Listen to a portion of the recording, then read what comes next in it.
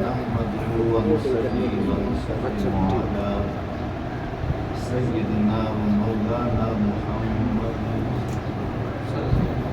رسوله النبي المكين الحنين الكريم الرؤوف الرحيم.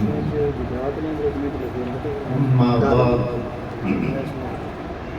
فأعوذ بالله من الشيطان الرجيم. بسم الله الرحمن الرحيم. يا أيها الذين آمنوا اتقوا الله وكونوا مع الصادقين. قوله تعالى يوم ندعو كل أناس بإمامهم.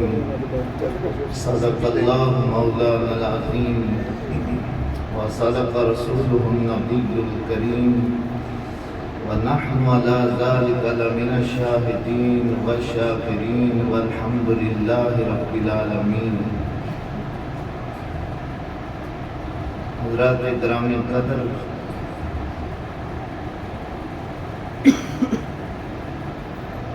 آج کی یہ تقریر سعید حضور عمدۃ الاصفیاء والاتقیاء شیخ المرشدین العارفین بدر المعلی شمس العلوم حضور سید بدر معین الدین قادری رضوان اللہ علیہ، آپ کے دادا جان اور حضرت سرکار سید میاں نظر محی الدین قادری رضوان اللہ علیہ، آپ کے والد گرامی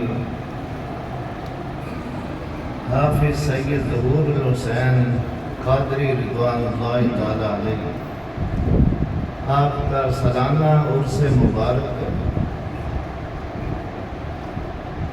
قرآن مجید کی جو 2 آیات کریمہ میں آپ حضرات کے سامنے تلاوت کی ہیں، فرشت قبر دربار عالیہ قادریہ فاضلیہ فیروز پور روڈ رومی روڈ اور زیر صدارت وقت المرشد حضرت ڈاکٹر سید مفضل محی الدین قادری فاضلی 12ویں سجادہ نشین، آپ کی زیر صدارت آج کی یہ تقریب سعید اور عرس مبارک آپ سب حضرات جو پرانے تشریف لانے والے ہیں بخوبی آگاہ ہے، یہ گھرانہ کوئی معمولی گھرانہ نہیں، پائندن پاک اور اہل بیت کا گھرانہ ہے۔ حسنی اور حسینی سید اس خاندان کو حسب کے اعتبار سے بھی دیکھیں تو سیدنا امام حسین علیہ السلام کی اولاد، اور نسب کے اعتبار سے دیکھیں تو حضرت امام حسین علیہ السلام کی اولاد پاک، اور انہیں کے شہزادے، انہیں کی اولاد میں سے، یعنی پوری دنیا میں یہ اس سلسلے اور اس گھرانے کی منفرد شان ہے کہ دونوں طرف سے یہ پیور اور سید زادے ہیں، والد کی طرف سے بھی اور والدہ کی طرف سے بھی۔ حضور غوث اعظم رضی اللہ تعالیٰ عنہ، ایک تو آپ کی یہ اولاد پاک ہے، اور دوسرا قیامت تک بیٹے بھی غوث اعظم رضی اللہ تعالیٰ عنہ آپ کے ہیں، اور جو بھی اس مسند پر یعنی سجادہ نشین بیٹھتے ہیں وہ حضور غوث اعظم کے حقیقی اولاد ہے۔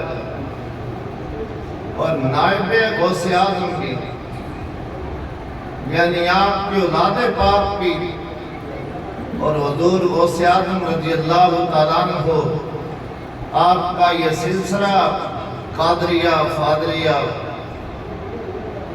دربار عالیہ قادریہ فاضلیہ کا یہ جو سلسلہ، یہ نائب بھی ہیں غوث اعظم کے۔ جو وقت المرشد ہوتا ہے،